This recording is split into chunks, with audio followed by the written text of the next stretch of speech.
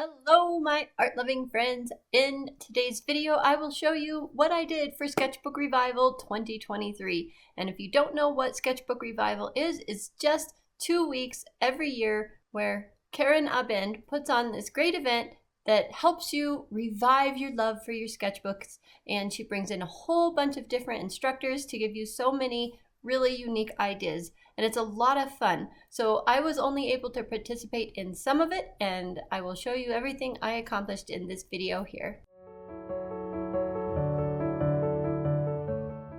So this is day 1 of Sketchbook Revival, and I watched the video for the one that interested me, which was this one, Creating the In-Between, a Watercolor Journey. And instead of doing her project, I think I'm just going to continue on my A to Z sketchbook, and that's something that I've shared almost exclusively with my Patreon supporters. I have special videos for them that I've been uploading for them, ad-free and all that, over on my Patreon site. But anyway, I'm just going to work in that because these little vintage flowers, they're pretty and all, it just doesn't really catch my attention or interest. And finishing my A to Z sketchbook and trying to use up that Himimiya watercolor palette does. So that's what I'll be working on instead of this for day 1 of Sketchbook Revival. Well, guess what? I have no idea what happened. I did not get to work in my A to Z sketchbook, and it is now like 2 weeks later, and I still haven't finished that one unfinished page in there that I was planning on working on for Sketchbook Revival day 1. I don't know what happened. My son likes to buy trucks and fix them up and sell them or keep them, and maybe we went and bought a truck, but it's me. It's still not done. Maybe I can do it in class tonight. For day 2 of Sketchbook Revival, I picked the one by Mike Lowry. It's called Doodle Blobs, and it looks so much fun, and I'm going to use this sketchbook. I haven't pulled it out in a while. Tori and I did some play with ink the other day, so I guess I did pull it out a couple weeks ago. Well, a week ago. But anyway, it's been a while before that, January 22. I thought this would be the perfect sketchbook for this Doodle Blobs thing, and you start with Poscas, and you're supposed to start with a light color and just make some blobs. And I don't usually activate my Posca markers right on my piece because they usually spew everywhere. But since we're just making blobs, it's safe. So I'm going to go ahead and spread it. Only spewed just a little bit, so I'm going to spread that out and not too much. You can't go, well, on this paper you can't go over the same spot very much. On most paper it will start to eat up the paper, but that's okay. So make little blobs, and these are pretty thick markers but still making a fairly thin line, so this may take a moment. I'll fast forward you through the rest of the blobs here. May have cheated a little there, but that's alright. Now what? Just use my oil painting rag I have up there. Alright, I want to use this other color a little bit too. And I did shake these all ahead of time, just so as you know. It was easier actually just to spew some of the Posca in there and then spread it around because that took a lot less time and effort and energy. So I kind of like that. Let's see, let's do one more over here, and then I have to watch the rest of the video because he only has 3 blobs on his paper right now, and I already have this many, so I want to make sure I'm not getting ahead of myself a little bit here. We'll just straighten that bottom line a bit. It's a very snowy day out there. Studio lights today are a must, so there's a little bit of glare, but hopefully it won't be too bad. All right, let me go watch a little bit more of the video. Okay, he said to fill up at least 1 page. I'm using slightly bigger page than he is, but I think only by an inch or so. My tip just got stuck down, so that's interesting. I guess we'll make some of this into another shape. I wasn't going to do another yellow one, but I think we have to now. So we have way too much paint over there. Pardon my dirty shirt. I was supposed to go paint a house today, but I had to pick up some stuff that would have to go on the bed of my truck before going to the house, and it's snowing cats and dogs, so supposed to have a clear window of weather tomorrow morning very briefly. I'm going to try and do it tomorrow instead, but I have my painting shirt on anyway. I didn't go change. Not that that's important, but whatever. Okay, I want more of this color. I like this color a lot. I don't know what blobs to do though. Let's see, let's do a little circle and a big shape up there maybe. Well, if anyone needs my fingerprint, you can probably find it in this sketchbook here. Ah, see, it's stuck. Ooh, that was close. Maybe we won't prime that one again for a while. We'll just color this one in.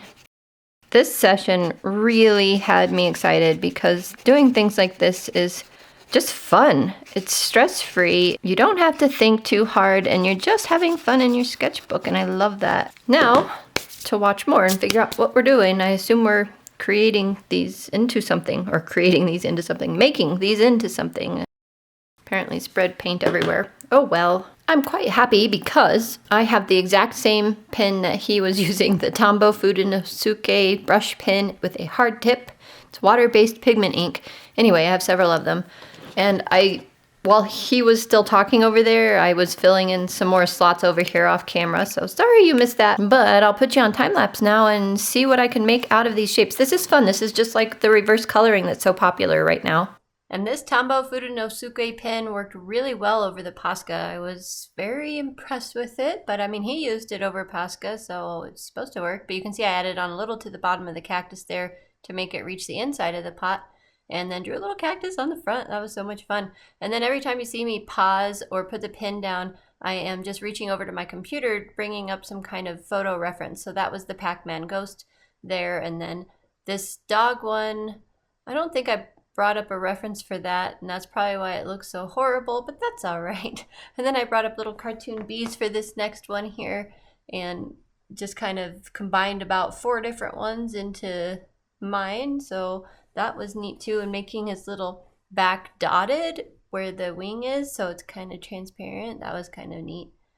I enjoyed that process quite a bit. It took me a couple seconds on a few of them to figure out what could this shape really be, and this one all I could come up with was a vase full of flowers, maybe a hand-blown glass vase. That's why it's so crooked, and I really wanted this one to be a bunny right from the beginning, but the shape was a little off, but I made it kind of work. It was fun regardless. And then I'm like, I'm definitely going to make this a bow tie. I thought about a dog bone, but realized I didn't know what a bow tie really looked like, so there was that. And then that's a cross between a pistol and a rifle. I mean, or not a rifle, a pistol and a semi-automatic. A revolver and a semi-automatic is what I'm really trying to say there. And the obvious ladybug. It was kind of fun filling in all her dots. I love that. Give her little eyes. Probably should have used the Posca to fill in because it took a while using just that Tombow. Looking for ideas again, and I had just seen somebody paint an arch with some flowers and like looking through the arch, and so I kind of made my own version of it with ink and Posca. Moving on to this. This is my most favorite one out of them all, the little walrus. Definitely looked up a reference for that, and I think he's so cute. And I saw a lady on this one from the very beginning. Wasn't sure about incorporating that bottom until later and made it into her lacy legs. Give her a necklace, why not? Then I realized I thought I was done, but I had one more, so I made it a megaphone, because megaphones are fun. Okay, all done. I should probably sign it and date it and give you a closer look. My lady with the lace tights and the heart necklace, ladybug, megaphone, walrus, vase and flowers, archway and flowers, a cross between a semi-automatic and a revolver, why not? Some kind of cup or vase or mug or something, cactus in a flower pot, bow tie, weird rabbit, strange dog, ghost from Pac-Man, and my bee. Ta-da! Day 2. For day 3 of Sketchbook Revival, I am choosing Helen Wells' Exploring Abstract Shapes and Color. It looks so fun. So what we do is we start with an organic shape, then we do a spiky shape, a line top to bottom, and a line side to side. And I thought she was doing it with a felt pen at first, but it looks like when she did her final one, she maybe used a pencil. I don't think it really matters, because you color it in anyway. I think I'm gonna use a pencil. So organic shape, and I checked on the previous day and my Posca didn't bleed through or anything, so I think it'll be safe to use on the backside of this really pretty ink drawing. So let's do an organic shape, starting at the top, curvy and fun. I like that, actually. The spiky shape, she suggests starting from the bottom. And then a line from the top to the bottom. and a line from side to side. And I think I'm actually going to do 2 lines from side to side, kind of break the rules a bit, because I want to. Okay, and now it looks like we pick some shapes to color in, but I need to go, I have these out from yesterday's project still, but I'm going to go get the rest of my Posca colors and maybe some of my other, I don't have a whole lot of Poscas, but I probably have plenty, and watch the rest of her video and see what's up. I actually changed my mind on what I want to use. I went over there to get my Poscas and I saw these, and I haven't used these in a long time. Hopefully they won't bleed through, but the ink is black on the other side.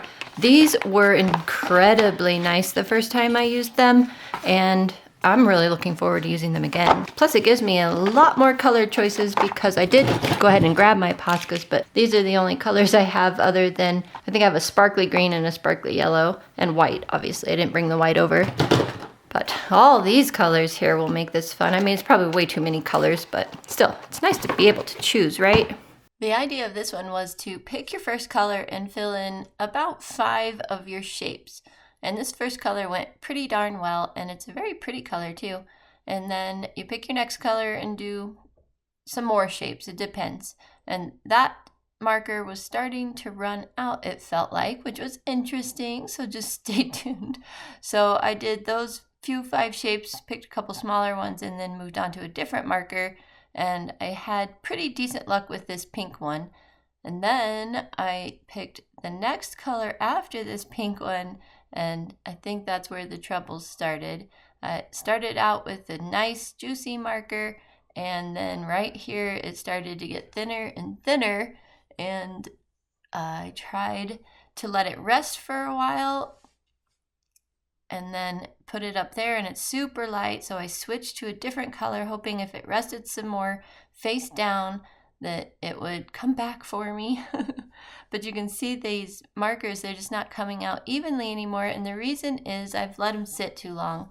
You can see I went back to the other marker, it's still not juicy, so I picked this gray instead.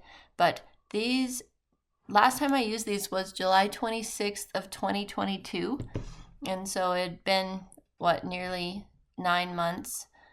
So yeah, don't let these sit. They're not going to work for you if you let them sit. If you buy these, you need to use them up. You need to use them regularly, which is such a bummer because they are so fun to use when they're fairly fresh. But man, I just didn't have any luck. They were all, with the exception of, I think, that really pretty turquoise, they just didn't work all that well. The pink worked pretty good, but such a bummer. Well, there it is, the end of day 3. The trouble with the markers I already told you about, and this one is going in the trash. The others seem to kind of come back to life, and they were stored horizontally. Now I'm wondering if I'm going to use the brush tip more, if I shouldn't just put all the brush tips down and store them vertically, or at least a little vertically, so maybe more of the paint would be in the brush tip. I'm not sure. Whew, yeah, we'll see. If you have those, don't let them sit, like I already said. Okay, well, we'll see what tomorrow brings. I am going out of town for a lot of days though, so I don't know. I'll have self-service, so I could probably watch the session on my cell phone, but I'm not sure what sketchbook or anything like that I'll be bringing with me. Could be interesting.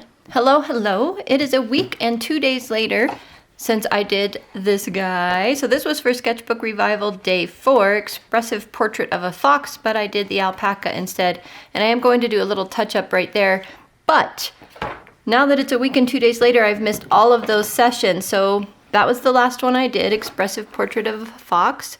And I'm just going to go through here and find ones that interest me now because there's only 1 day left of the challenge, and just see how much time I have today. I probably have 2 to 3 hours that I can play with Sketchbook Revival. The problem is every video is at least 40 minutes long, so I do watch them on 1.5 speed, but it still takes a long time just to watch the video. But this one here intrigued me, a little everyday watercolor play. And so that's the one that I'm partway through watching, but I paused it because it's a good time now to get the sketchbook out and start this part so far so I don't forget what to do, and then hit play and move on. So that's what we're doing. For this, I'm going to use my Da Vinci watercolors. They were still sitting out on my desk from when I was making the decision on what to take with me, which is a video you guys haven't seen yet for my trip. But anyway, the trip, you know, I was gone where Riley hurt himself in his truck, that trip. But so these are just sitting here, haven't used them since I set up this palette. Really excited to do that. And part of today's lesson, I guess if you will, is to use a sketchbook